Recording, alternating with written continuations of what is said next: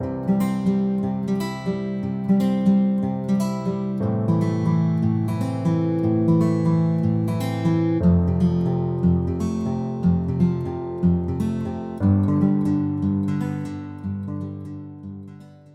morning, Pafco.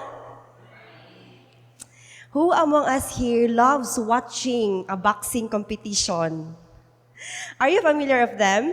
The bald one is George Foreman, and the other one is Muhammad Ali. He's not the Prophet Muhammad of the Islamic group. His real name was Cassius Marcellus Clay Jr.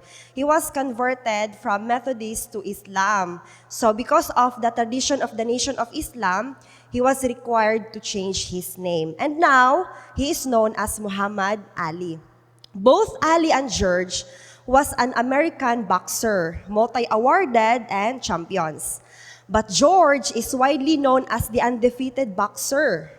All throughout in his competition, no one was able to defeat him. In 1974, there was a fight known Rumble in the Jungle, where George and Ali were rivals at the time. So they competed with each other. And who do you think won the fight? Yes, Muhammad Ali won the fight. It is the first time, and Muhammad was the first person who was able to defeat the undefeated George Foreman. But the amazing fact, after this defeat, they became friends, even close friends. George described Muhammad as a person who is unique to be around with. In fact, they spent a lot of time chatting with each other and having FaceTime. How about us? Do we have things in life that seem so hard to defeat? Or do we have things that we already defeated, but afterwards we become friends with it? People mostly says that sin is an irresistible enemy. Is sin really an undefeated foe? Let's find out. Our devotional this morning is entitled, From Sin to Righteousness. Can we really fight against sin? Let's open our key text, which is found in one of the familiar verses in the book of Psalms, Psalm 119, verse 11. Please recite it with me. Let's read. Thy word have I hid in mine heart, that I might not sin against thee. When I was reading this passage, I pictured out David, the writer of this book, was in a battle. And his enemy is who? The sin. Surely he was not left without a weapon. We can read that his weapon is the word of God. And that is our first point. His word, our weapon. Whose word? God's word. Accordingly, David took the word of God as his weapon. And this weapon is mighty and great because this is from God. It is the only weapon that a Christian can use in a battle against sin. This weapon is described in the book of Hebrews 4:12 that says, For the word of God is quick and powerful and sharper than any two-edged sword, piercing even to the dividing asunder of soul and spirit and of the joints and marrow, and is a discerner of the thoughts and intents of the heart. How powerful the word of God is? It is powerful above any two-edged sword. In fact, it cannot just kill the body, but even to the dividing asunder of the soul and spirit. So this assures us that this weapon can really defeat the power of sin. But I was curious when it says, as sharper than any. So it means there is already an existing word described as this. Do you believe in that? Yes. It has, just like this sword. Are you familiar with this sword? It's real, no? It really has two edges. This sword is named Zulfikar, the ancient sword of the Islamic leader Ali Talib.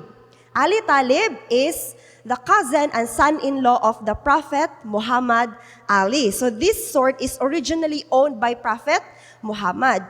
So because Muhammad admired Ali's power and strength in the battle, he wanted to present him with a cherished weapon. The sword is a symbol of the Islamic faith and is admired by millions of people. Today, it is considered a priceless artifact, and Ali's sword is said to be part of a famous collection of such relics called Al-Jafar. For its beauty and purposeful importance to be preserved, this sword is securely put in a nice box.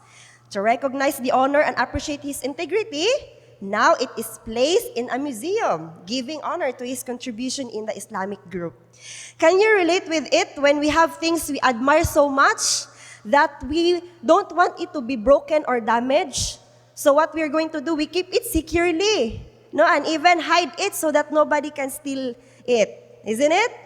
That is our next point. Hide in the heart.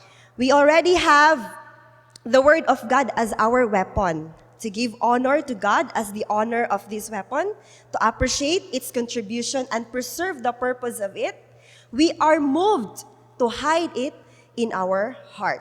And that is what David did in the Word of God. He preserved it by hiding it in his heart. Joseph Excel commented on this verse.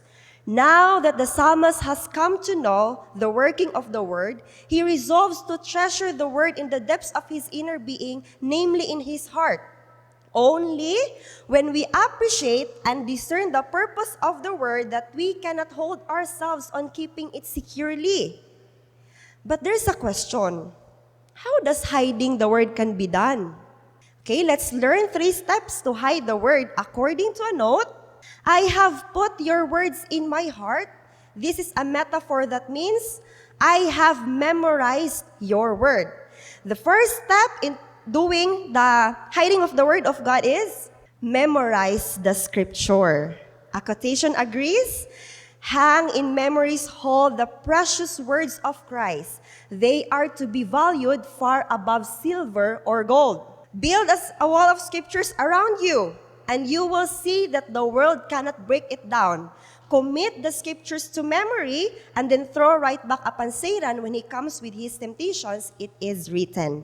Instead of having the photos of our idols, the names of our crushes pasted on our walls, we are told to build a wall of scriptures around, because by this, we are helped to find it easy to commit the scriptures to memory. There was this story back in 1900s. A couple named Pablo and Beverly Solomon bought a ranch built in 1956 and roughly 50 acres of buried treasures. So anytime they dug in the yard for any reason, whether to put a phone line or plant a tree. So when they did, they found out treasures which ages 100 years old, some 2,000 to 7,000 years old.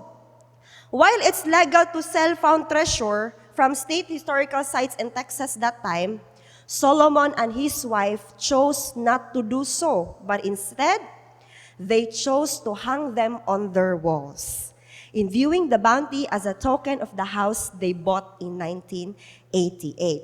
So in the same way, we are to hang in our memories hall the precious word of God. The next step is put into practice. The Bible says in James 1:22, "But be ye doers of the word, and not hearers only, deceiving your own selves." It is not enough to just memorize the scripture, but do not put into practice, because if so, we are deceiving ourselves. Because we can only see and understand the power of the word when it is being practiced. Knowledge of God brings power. It is by the virtue of the Word of God, as we put its truth into practice, that we are enabled to accomplish any good thing. We hear the saying, practice makes perfect.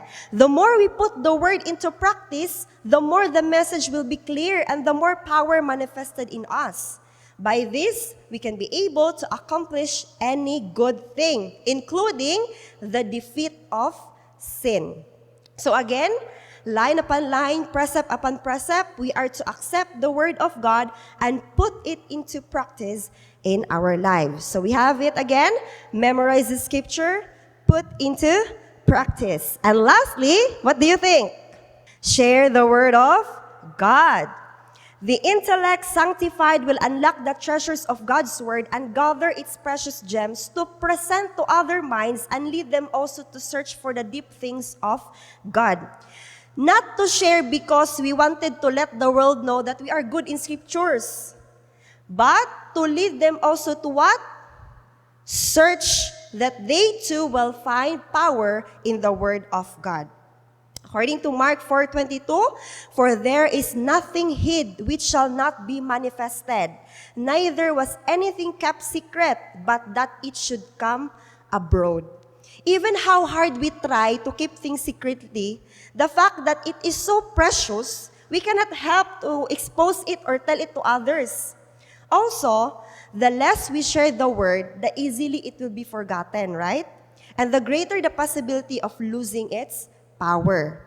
Therefore, to be able to hide the word of God in the heart, we have to memorize the scripture. Next, put into practice. And lastly, share the word of God. So for what reason are we to do this? Of course, to attain our third point, might not sin.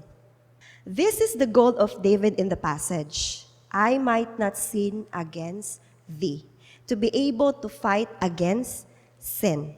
God gives His word, so there is no excuse to sin. Those who treasure God's word in their heart are able to answer the fiery arrows of the enemy with it is written.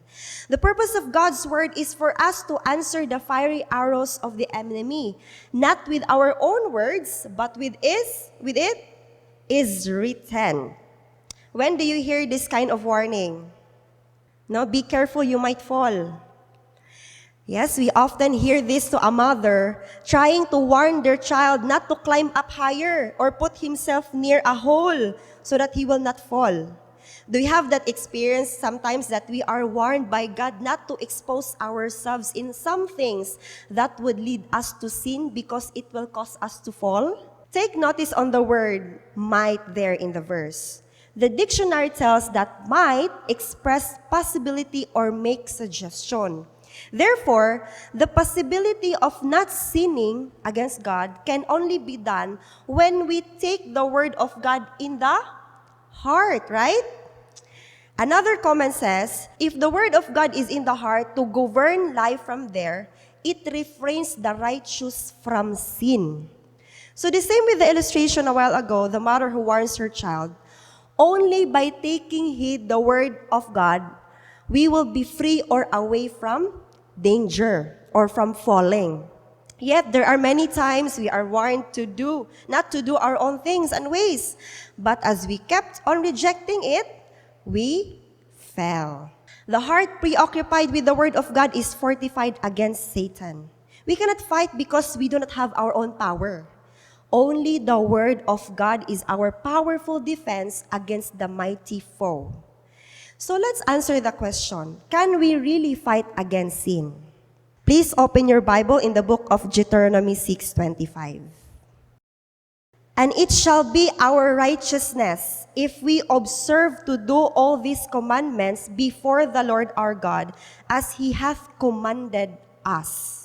So only when we obey and observe all that God has said in His word that we might not sin against Him. It is the power of those who willfully and determined to defeat the known undefeated foe. We are not left to battle alone. In fact, Christ have proven it already on the cross, the victory against sin. He fought the fight, prevailed, and defeated the foe. The fact that Christ has conquered should inspire His followers with courage to fight manfully the battle against sin and Satan. Remember, this is not our own fight. This is our fight with Christ. He should be our inspiration and motivation in our Christian warfare. Our victory over sin is in Jesus. In order to fight successfully in the battle against sin, you must, what's the secret? Keep close to Jesus. Do not talk unbelief, because unbelief always separates soul from Christ. So therefore, we learn in this study that we have the Word of God as our weapon. And this has to be valued more than anything which lead us to hide in our hearts. By this, we are able to fight against sin, then attain righteousness in Him. Who among us will say here, Lord, I want to win the battle against sin.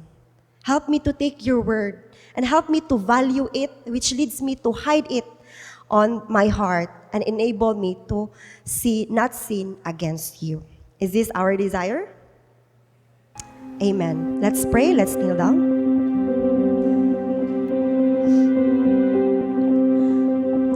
Father in heaven,